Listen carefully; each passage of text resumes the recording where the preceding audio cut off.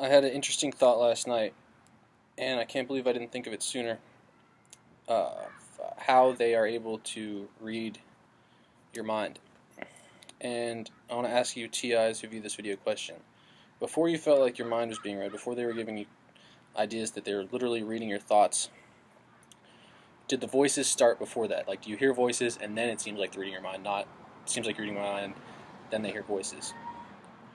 Now, I talked about in my older videos a lot, how I have a video that really goes into the most detail, probably called speech jamming, thought jamming, speech jam or thought jam or whatever I called it, about how a lot of the voice to skull wouldn't be any.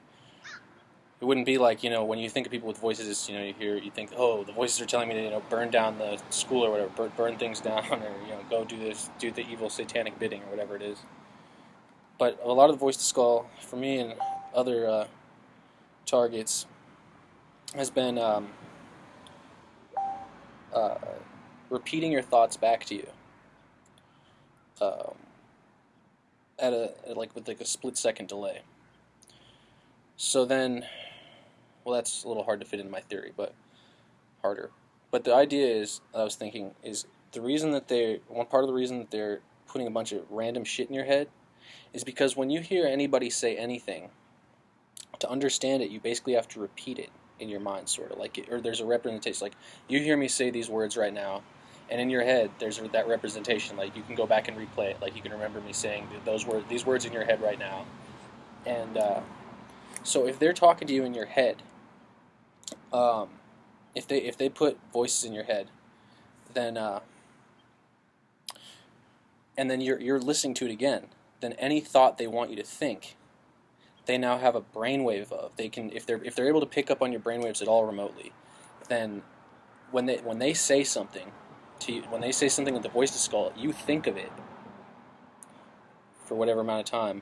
So then they know what a brainwave of you thinking those words is like. So this is another reason why you never ever listen to the voice to skull ever. I'll just turn that over so you can see my cat. Okay, so never listen to the voice to skull.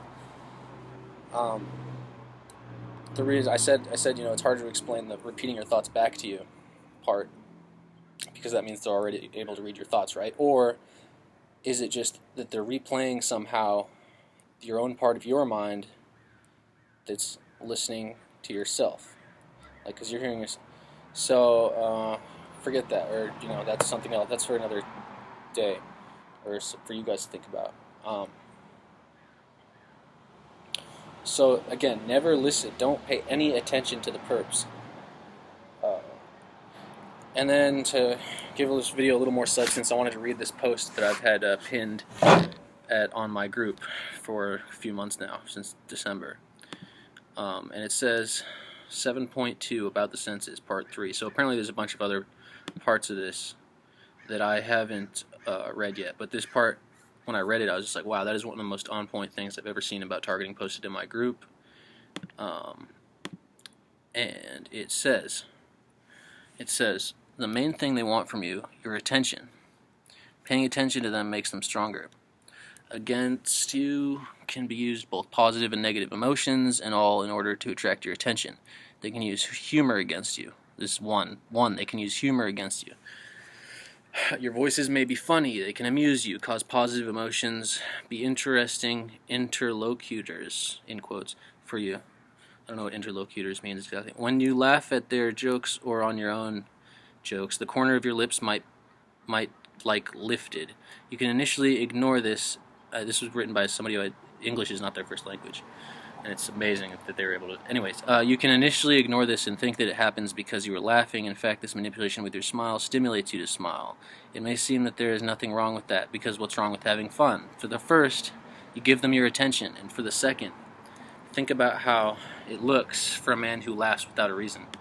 From the side, he looks crazy. You need to refuse from their humor, not to laugh at jokes, which only you hear, and not to look like a crazy person. 2.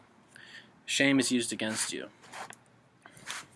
When you think your thoughts about yourself, about the past, about anything you want, it's kind of a strange feeling in the body, which in this case is not really yours. Usually you do not feel ashamed while being on your own, even if your thoughts are vulgar or dirty. Earlier your thoughts haven't caused any shame, you accepted them as they were. Feeling shame for your thoughts is an imposed feeling to make you feel uncomfortable in your body. Think about it. Why should you be ashamed because of your own thoughts? Thoughts are just thoughts. They do not express your opinion, and certainly thought is not an action. Thoughts are always very confused, based on associations, abstract, and are not something that should be correct, proven, and please everyone. You do not have to bother about what someone thinks about what's going on in your mind, and you have absolutely nothing to be ashamed of concerning your thoughts. Remember that shame for thoughts, that's what previously did not occur, and therefore that feeling was imposed. You do not really ashamed of what you think. Again, second language. Your inner self is not ashamed because of your thoughts. 3. Irritation. One of the unpleasant senses is used to 1. Control your behavior, 2. To get your attention. In the first case, it's the same as behavior programming. You can suddenly feel irritation to things that you always loved or concerning something that you didn't care about. If you did not know that such a stimulation is an imposed thing, you would think that a certain subject or activity really annoys you, but it's not true. Stay calm and just know that the emotion is not yours and you should not worry. Do not change your point of view and do not stop your activity, and certainly do not be angry with people if irritation concerns some person. In the second case, they want to get your attention and turn it to them, especially if you're working on stopping the internal dialogue. To make you think about them if you're really distracted, they will surprise you. Let me just read back. In the second case, they want to get your attention and turn it to them, especially if you're working on stopping of the internal dialogue. To make you think about them if you're really distracted, they will use surprise, pain, different emotions, and irritation as well. Your task is to stay really calm and not to give them your attention, so ignore them. So pay attention on what you do, working, talking, watching TV, listening to music, etc. None of the imposed emotions can be stronger than your inner peace. Be persistent and strong. Do not emit in response aggression. Try not to be angry with them. Do not argue with them. Why? As soon as you give them your talks or emotions, they get from you what they need, your attention. When you give them your attention, you are staying inside yourself. At this point, your mind is clouded and you become like a madman. Any threat, feelings, and pain, it's just a provocation to cause bad emotions. Once you give them an answer, they become masters of your mind and replace yourself out of your body and mind. Do not let them get it. Stay confident and calm whatever happens. And then they posted a nice picture that says, "Keep calm and have no shame." And I'd like to say their name, but I don't know if they want their name out there for this, because I guess they probably do, but I'll hold off on that.